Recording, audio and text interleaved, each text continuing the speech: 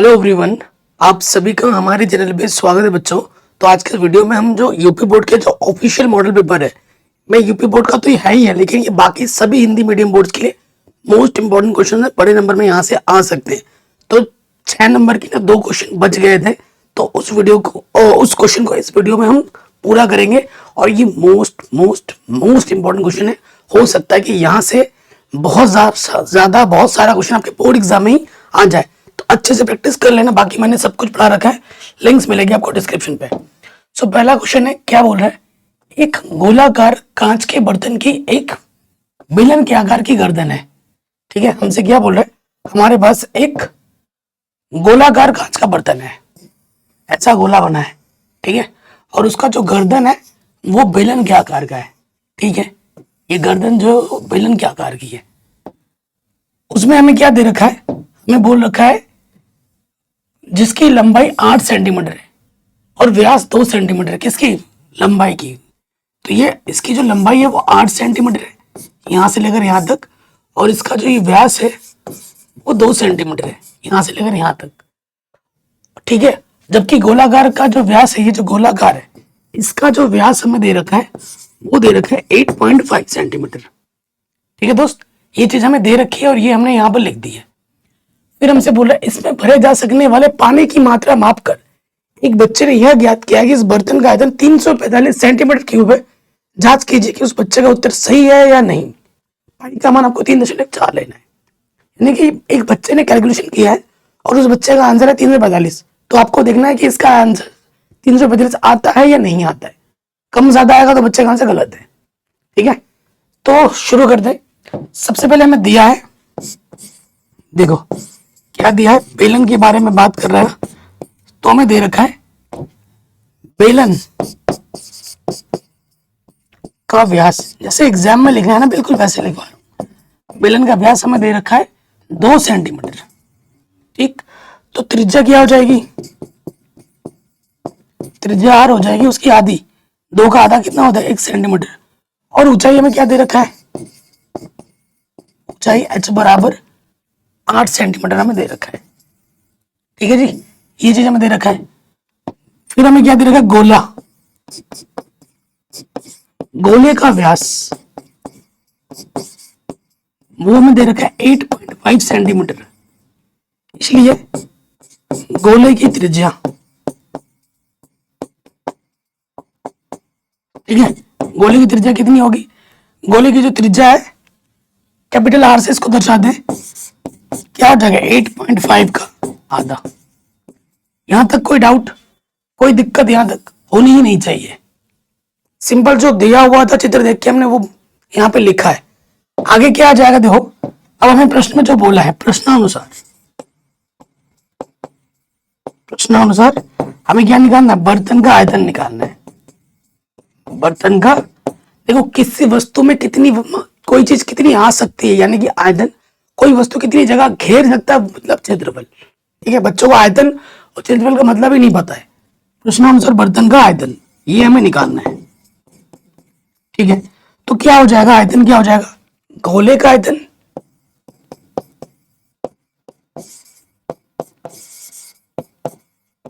Plus बेलन का आयतन।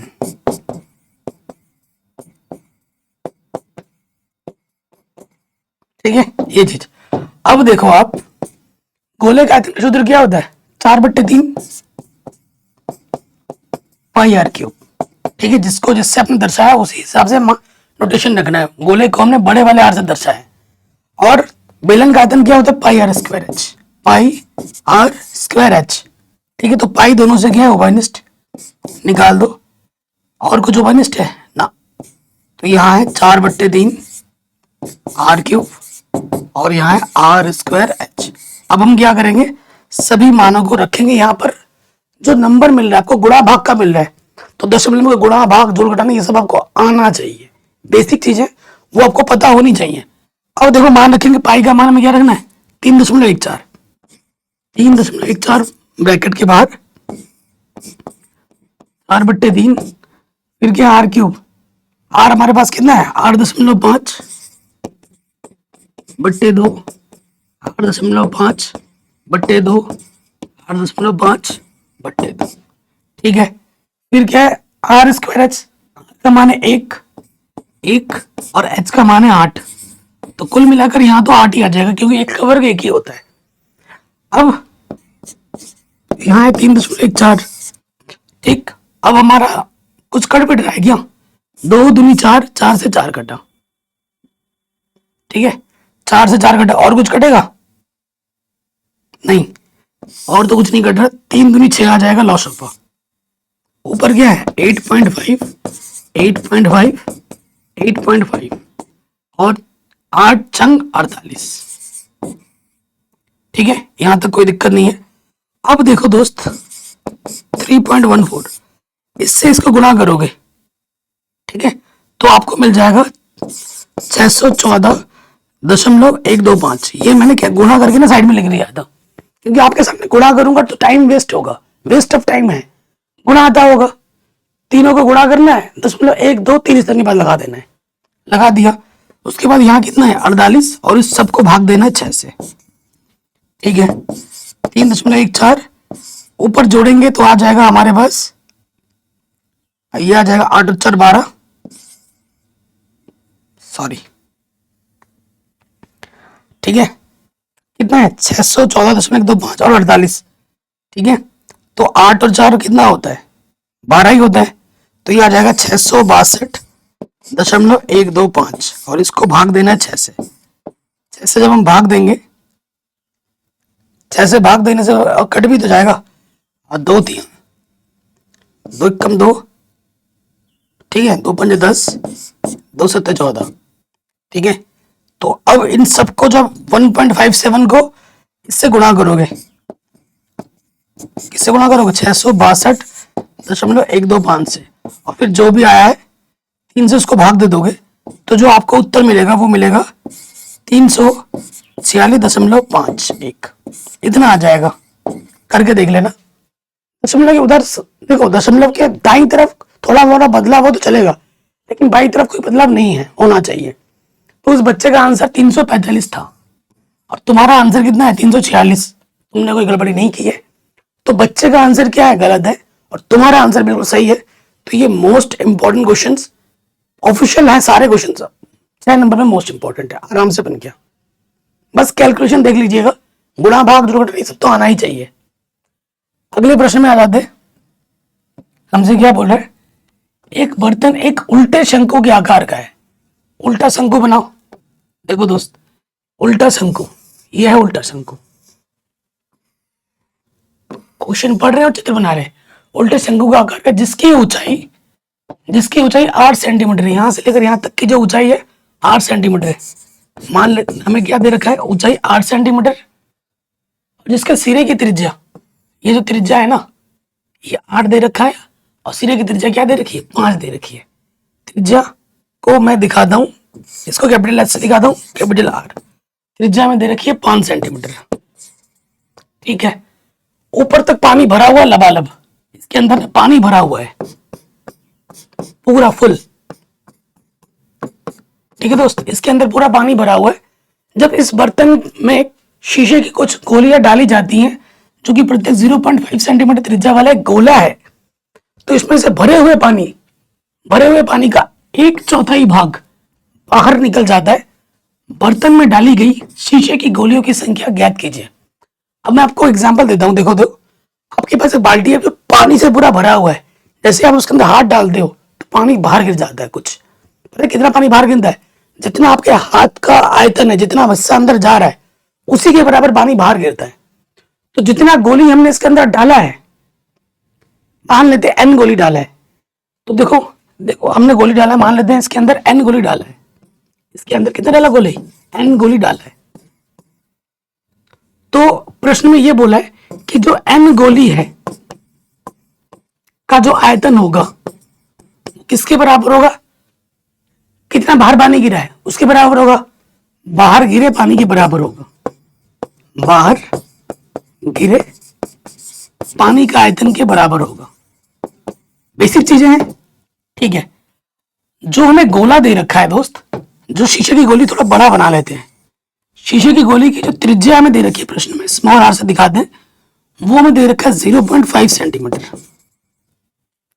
ठीक है, ये जो शीशे की गोली कितनी डाली गई है, हमने बोल दिया कि भैया मान लेते हैं शीशे की गोली m गोली डाली गई है इसके अंदर। ठीक है, और हमें m ही निकालना है कितनी गोली डाली गई है। तो प्रश्न अनुसार यहां आ जाओगे। देखो दोस्त, मैंने ना सब कुछ पढ़ा रखा है, लिंक्स मिलेगी डिस्क्रिप्शन में, आप एक बार डिस्क्रिप्शन जरूर चेक कर लेना प्लीज। तो क्या होगा, m गोली का जो आयतन होगा, m गोली का आयतन किसके बराबर होगा, बाहर गिरे पानी के आयतन के बराबर। और बाहर कितना पानी गिरा है, इस शंकु के आयतन का 1/4 भाग बाहर गिरा है पानी। तो यहां आ जाएगा शंकु का आयतन, ठीक है, का 1/4, यानी कि 4 से भाग दे देंगे। सो देखो m गोली का आयतन का सूत्र क्या होता है, 4/3 पाई r क्यूब। अच्छा गोली तो छोटा है तो स्मॉल r लिखेंगे, और शंकु का आयतन क्या होता है 1/3 पाई r स्क्वायर h, बट्टे में ऑलरेडी 4 है। आपने कुछ नोटिस किया, इसके बट्टे में 3, इसके बट्टे में 3 घटा, पाई से पाई घटा, हमें m निकालना है। यहां क्या है r स्क्वायर h, बट्टे में ऑलरेडी 4 है, ये गुणे में है, इधर आके क्या हो जाएगा बट्टे में, ये 4 गुणे में था, इधर आके बट्टे में आ गया, ये r क्यूब गुणे में था, इधर आके बट्टे में आ गया। अब हमें क्या करना है, मान रखना है, कैपिटल R का मान हमारे पास है 5 गुणा 5, और h का मान हमारे पास है 8।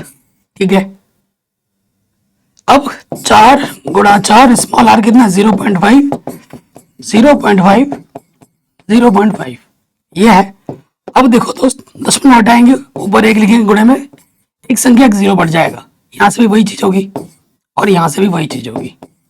काटो, देखो कटेगा, 5 से 5 कटा, 5 से 5 कटा, और कुछ देखो 4 दूनी 8 कटा, और 5 दूनी 10, 2 दूनी 4, 2 से 2 कटा, क्या बचा 10 गुणा 10।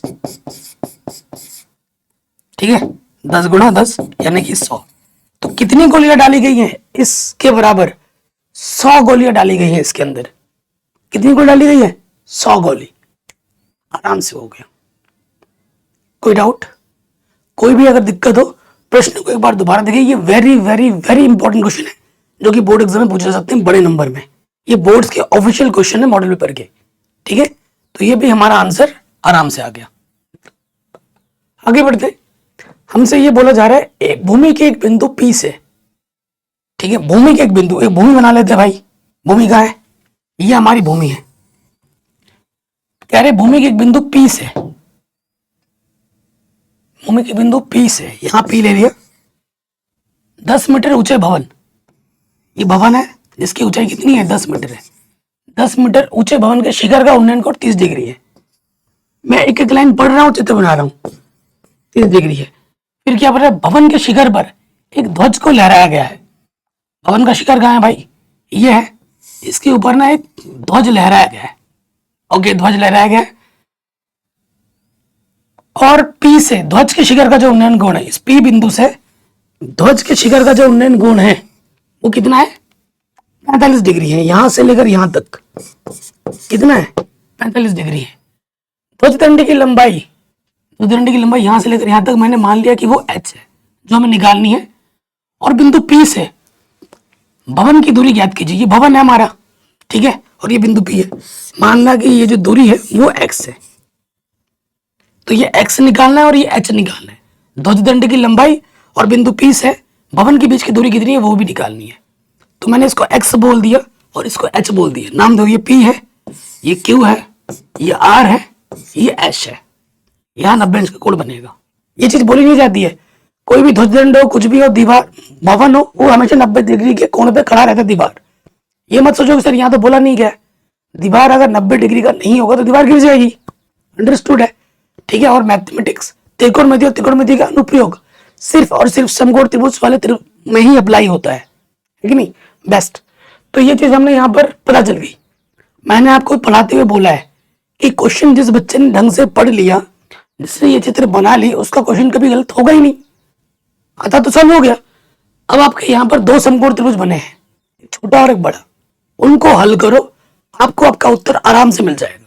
देखिए हल करते हैं। अच्छा ये ट्रिक तो सबको पता होगा ना, लाला आम लाया कच्चा कच्चा आम, ठीक है, कच्चा बादाम नहीं। तो यहां पर क्या होता है दोस्त, यहां होता है साइन कॉस, यहां होता है टेन, नीचे होता है कॉसेक सेक कॉट, ये चीज होती है हमें पता ही है। और यहाँ एल का मतलब लंब से, ए का मतलब आधार से, के का मतलब कर्ण से, ठीक है। तो आ जाते हैं यहां पर त्रिभुज, कौन सा लेते हैं पहले, पी क्यू आर में छोटा वाला ले लिया।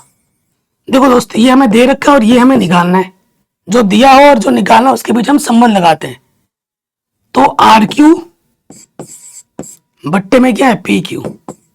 सो देखो कोण के पास सामने वाली भुजा क्या होती है, लंब, 90 अंश के सामने वाली भुजा क्या होती है, कर्ण। तो ये ऑटोमेटिकली क्या हो जाएगा, आधार, है कि नहीं। तो लंब बट्टे आधार क्या होता है, लंब बट्टे आधार होता है tan थीटा, और छोटे वाले त्रिभुज थीटा कितना है 30।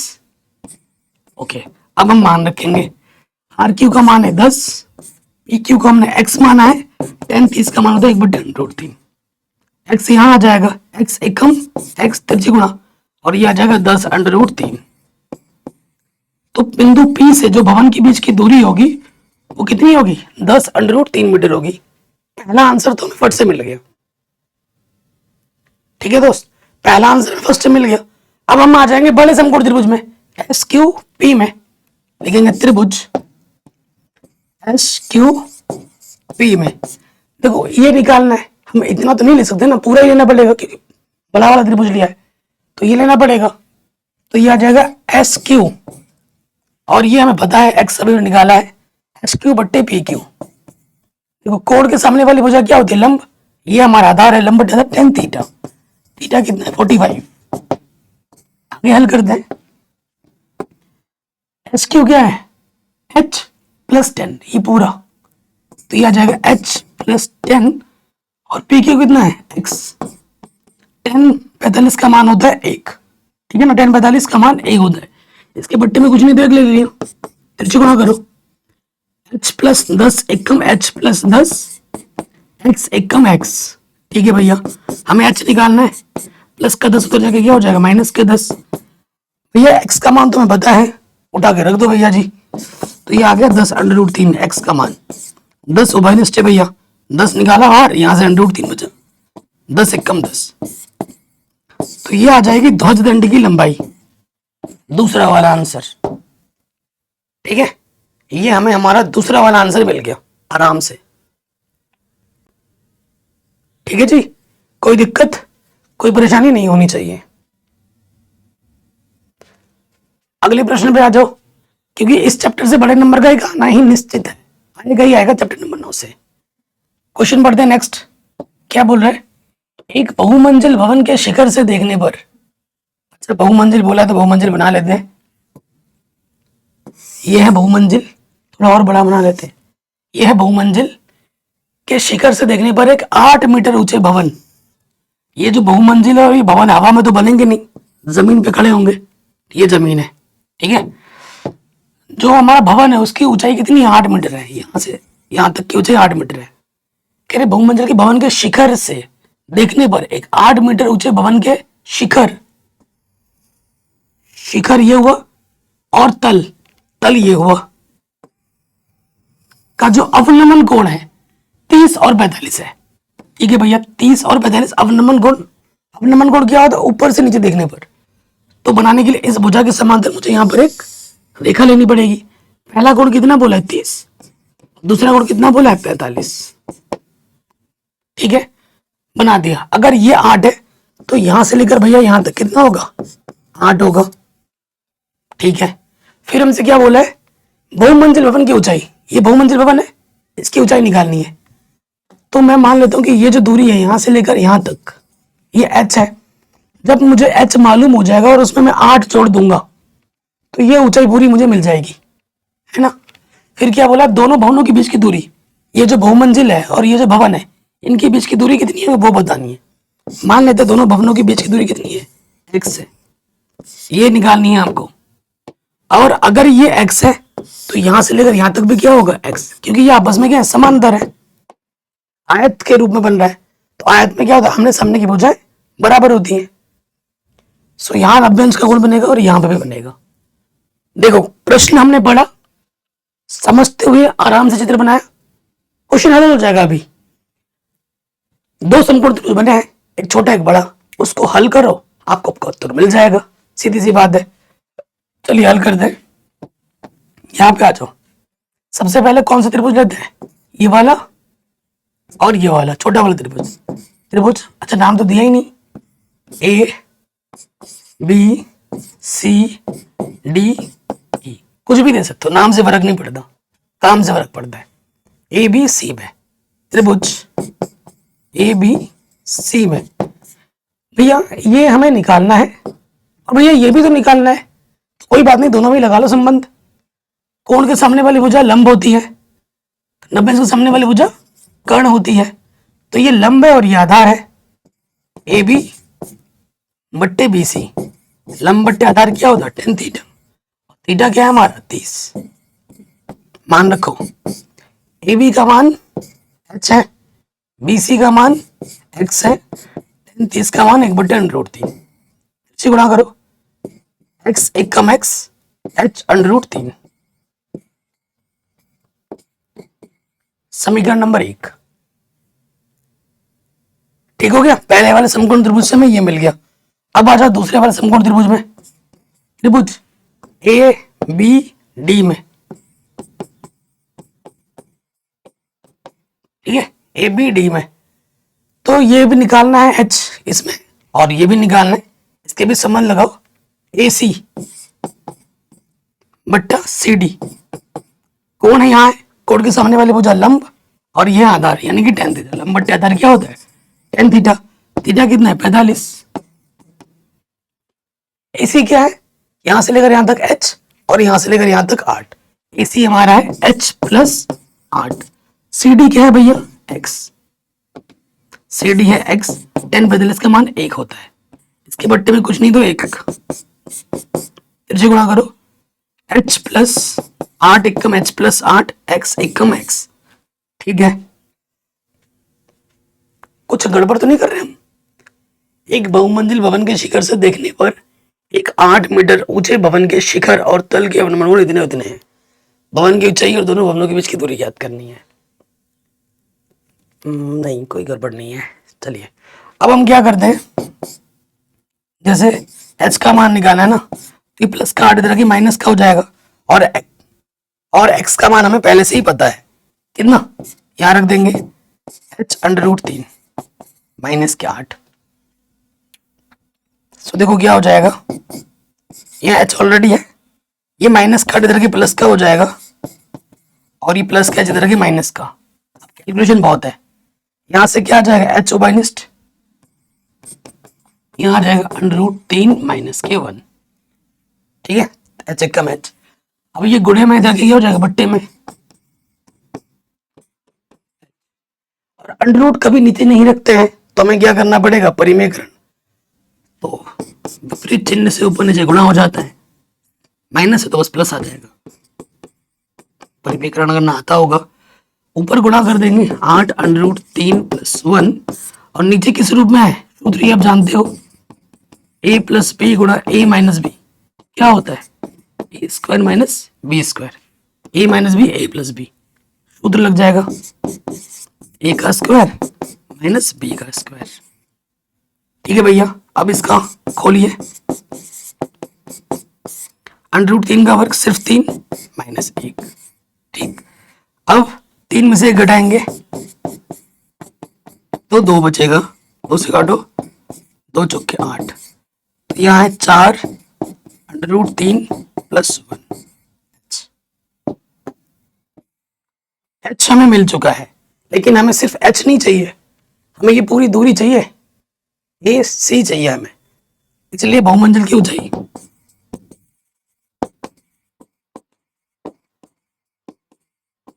वो क्या है h + 8, तो h का मान कितना है 4 √3 + 1, और यहाँ 8 है, 4 से गुणा करो, 4 √3 4 एक कम 4 और यहाँ 8, 8 और 4 कितना हो जाएगा 12 प्लस 4√3 इतना मीटर।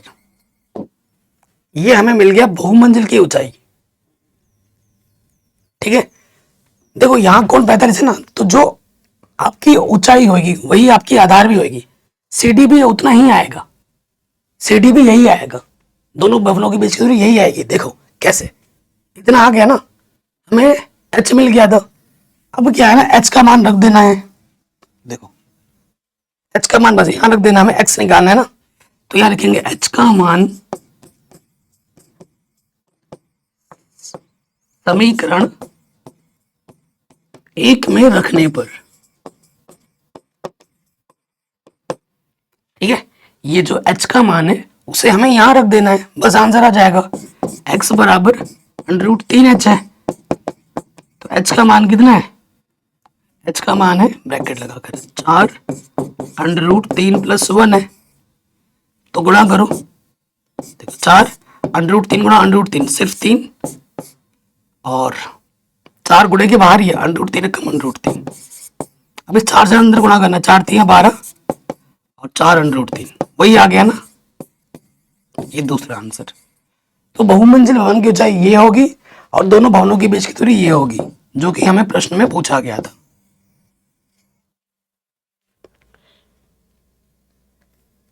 ठीक है जी, कहीं पे भी डाउट या दिक्कत या परेशानी हो तो वीडियो को दोबारा देखें। आगे बढ़ते हैं, बहुत ही शानदार क्वेश्चन है। क्वेश्चन में क्या हो रहा है, 5 वर्ष पूर्व नूरी की आयु सोनू की आयु की 3 गुनी थी। 10 वर्ष पश्चात नूरी की आयु सोनू की आयु की 2 गुनी हो जाएगी। नूरी और सोनू की आयु कितनी है? ठीक है, तो यहां पर देखो, सबसे पहले मान लेते हैं, माना नूरी की आयु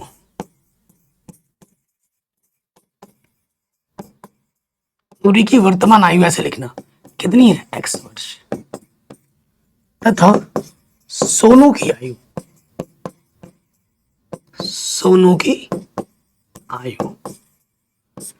ये कितनी है, y वर्ष। ठीक, ये हमारी वर्तमान है। वैसे बड़ा कौन है, नूरी बड़ी है, ठीक है, तुलना सोनू के आधार पे हो रहा है। तो प्रथम शर्तानुसार आ जाओ,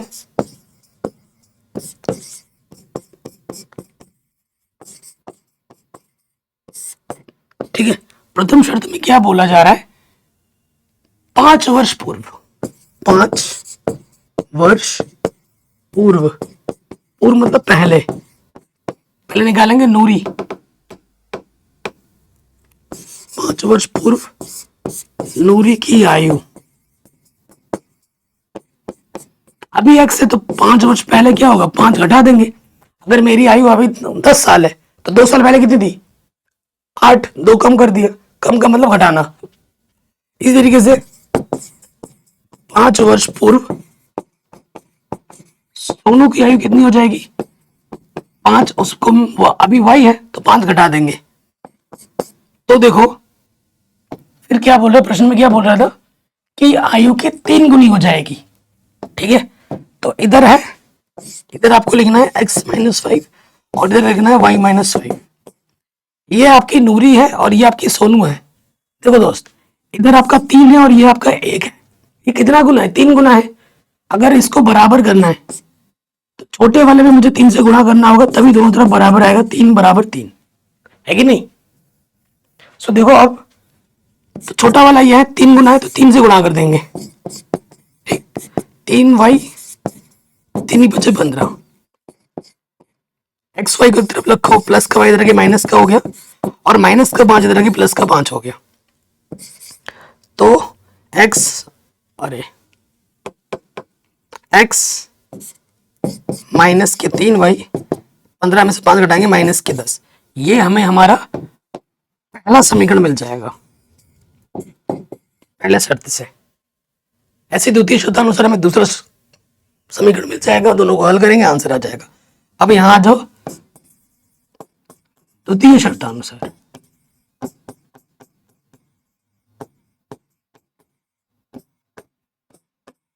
ठीक है। द्वितीय शर्त में क्या बोल रहे हैं, 10 वर्ष पश्चात यानी कि बाद में, ठीक है। तो यहां लिखेंगे 10 वर्ष बाद, ठीक है, नूरी की आयु। अभी एक्स है, 10 वर्ष बाद कितना होगा, 10 जोड़ देंगे, सोनू की आयु। अभी वाई है, तो हम क्या करेंगे, 10 इसमें जोड़ देंगे, ठीक है। फिर क्या बोला है कि आयु की 2 गुनी हो जाती है, छोटे वाले में गुणा करना होता है, अर्थात इधर नूरी है और इधर सोनू है, तो सोनू में 2 से गुणा कर देंगे कम वाले में, जैसे अभी किया था। यहाँ है x प्लस 10, 2 से गुणा करेंगे 2y, 2 दही 20, प्लस का 2y इधर के माइनस का हो गया, प्लस का 10 इधर के माइनस का 10, ठीक।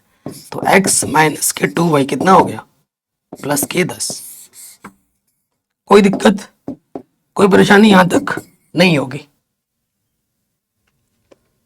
दूसरे समीकरण से भी, मतलब दूसरे शर्त से हमें दूसरा समीकरण मिल गया।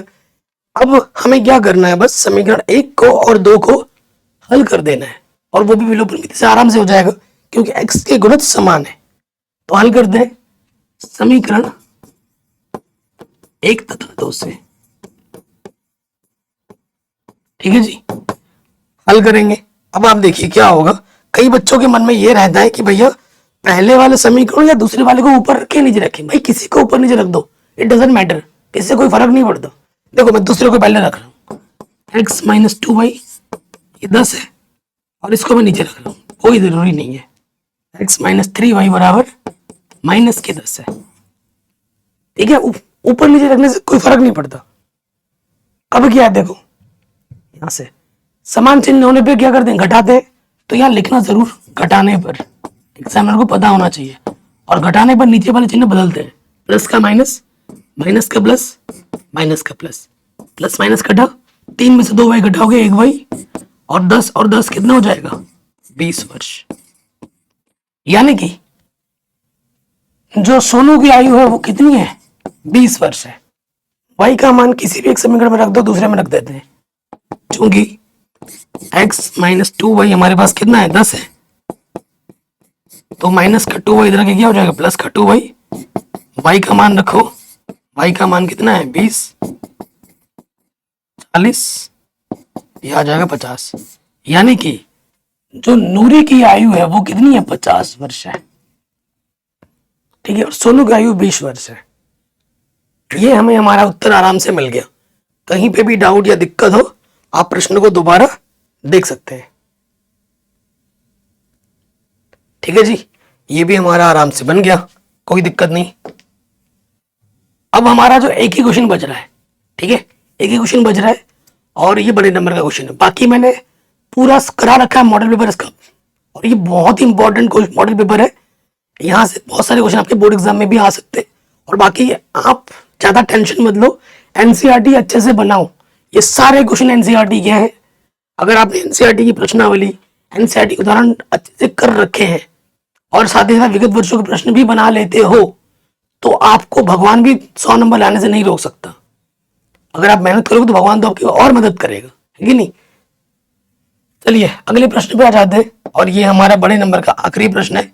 तो अगर अभी तक आपने वीडियो को लाइक नहीं किया है तो प्लीज कर दीजिए, इतनी कंजूसी अच्छी बात नहीं है। लाइक ना करके तुम कहां ही जाओगे, क्यों, लाइक कर दो यार। अब आ जाते 2 अंकों की एक संख्या एवं उसके अंकों को उलटने पर बनी संख्या का योग 66 है। यदि संख्या के अंकों का अंतर 2 हो तो संख्या ज्ञात कीजिए, ऐसी संख्या कितनी है, ठीक है, ये हमसे बोल रहा है। तो देखो अगर 2 अंकों की संख्या है, कितने अंक की संख्या है, 2 अंक,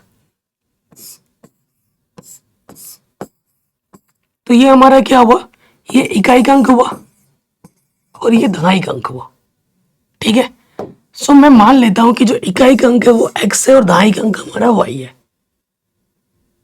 ठीक है, दहाई का अंक हमारा y है।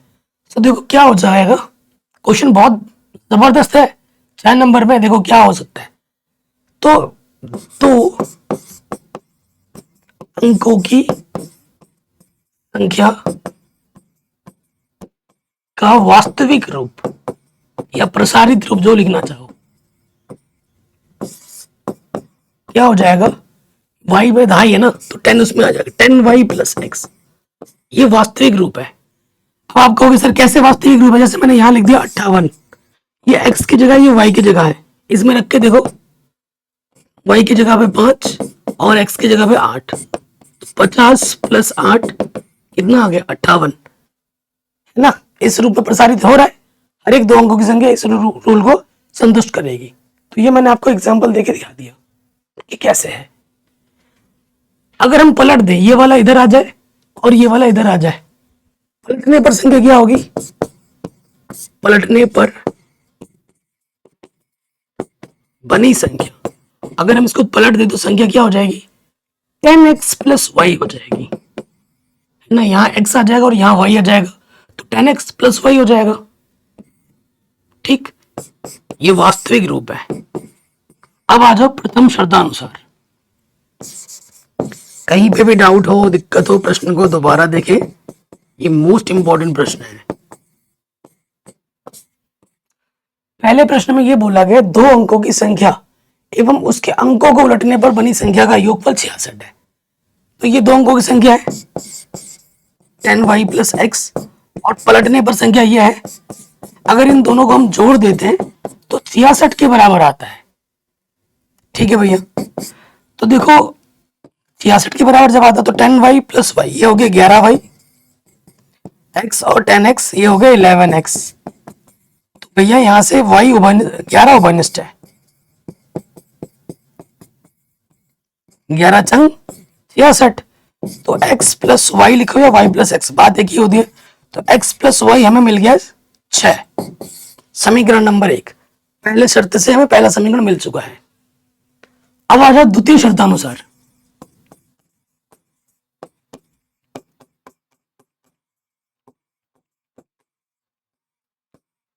द्वितीय शर्त में क्या बोला? संख्याओं का अंतर। यहां खेल गया है एक क्वेश्चन हमसे ये नहीं बोला है कि इकाई में से दहाई घटाना है या दहाई में से इकाई घटाना है, ये नहीं बोला है, संख्याओं का अंतर। तो यहां पर दो समीकरण बनेगी। अगर x माइनस वाई अंतर मतलब घटाना कितना है? 2 है। हो सकता है कि x माइनस वाई आपका 2 हो, या फिर y माइनस एक्स आपका 2। समझ रहे हो? संख्या ने हमारे साथ यहां पर खेल खेला है, संख्याओं का अंतर। ठीक है, कि दहाई में से इकाई घटाना है या इकाई में दहाई, ये प्रश्न बोला नहीं है, तो कुछ भी हो सकता है। तो दोनों कंडीशन मैंने ले ली है। अब आपको क्या करना है? एक बार इसको और इसको हल करना है, एक बार इसको और इसको हल करना है। तो केस 1, ठीक है, आपका भाई है ना, दोनों करा देगा, टेंशन मत लो, आसान क्वेश्चन है। तो समीकरण 1 तथा 2 से हल करना है बस। हल कर दें। पहला क्या है? x प्लस वाई बराबर 6 और दूसरा है x माइनस वाई बराबर 2। ठीक, जोड़ देते हैं। जोड़ने पर प्लस माइनस वाई घटा x और x कितना हो जाएगा? 2x, और ये आ गया 6 2 8, 2 चुके 8, x का मान आ गया 4। x का मान किसी भी एक समीकरण में रख दो। x प्लस वाई हमारा 6, x का मान 4 है, प्लस का 4 उधर आके क्या हो जाएगा? माइनस का, तो y का मान आ जाएगा 2। x का मान 4, y का मान 2, तो यहां पे जब रखोगे x का मान 4 और y का मान 2, यानी कि पहली संख्या कितनी हो सकती है? 24। ठीक है, यहां पर रख दोगे 24 आ जाएगा। अब केस 2, कितनी संख्या है ना, ये भी तो पूछा आपसे, ऐसी एक संख्या कितनी है वो भी बताना है, तो तभी हम बता सकते हैं जब दो केस लेंगे। केस 2, केस 2 में हमें क्या करना है? सॉल्व करना है समीकरण 1 और 3 को। समीकरण 1 तथा 3 से हल कीजिए इनको। क्या है हमारे पास? पहला वाला है x प्लस वाई बराबर 6, दूसरा वाला है y माइनस एक्स, माइनस के x है, प्लस का y है, कितना है? 2 है। जोड़ देते प्लस माइनस एक्स कटा y प्लस वाई, 2y बराबर कितना हो गया? 6 2 8 2 चुके, y का मान आ गया 4। चूंकि x प्लस वाई हमारा 6 है तो y का मान है 4, प्लस का 4 उधर के क्या हो जाएगा माइनस का 4। अरे यार x का मान कितना आ गया 2, तो हमारे पास 2 अंकों की संख्या क्या थी, इसको x और इसको y माना था हमने, ठीक है ना। रख दो मान, x का मान आया है 2 और y का मान है 4। ऐसी 2 संख्याएं हैं और वो 2 संख्या या तो एक 24 है और एक 42 है, ठीक है। तो ये हमें हमारा उत्तर आराम से मिल गया। ऐसी कितनी संख्या है, 2 संख्या है और वो संख्या 24 है और एक 42 है। तो वीडियो कैसी लगी आप हमें कमेंट करके जरूर बताएं और वीडियो को शेयर जरूर करें अपने दोस्तों के साथ। और हाँ, चैनल पे नए तो सब्सक्राइब जरूर कर लेना। बाकी मैंने सब कुछ पढ़ा रखा है, chapter wise important question, one shot, model paper, विगत वर्षों का प्रश्न पत्र, विज्ञान वगैरह सब कुछ। लिंक्स मिलेंगे डिस्क्रिप्शन में, आप प्लेलिस्ट भी चेक कर सकते हैं। चैनल पे नए तो सब्सक्राइब जरूर कर लेना। जय हिंद, अपना ख्याल रखें, मिलते हैं नए वीडियो में।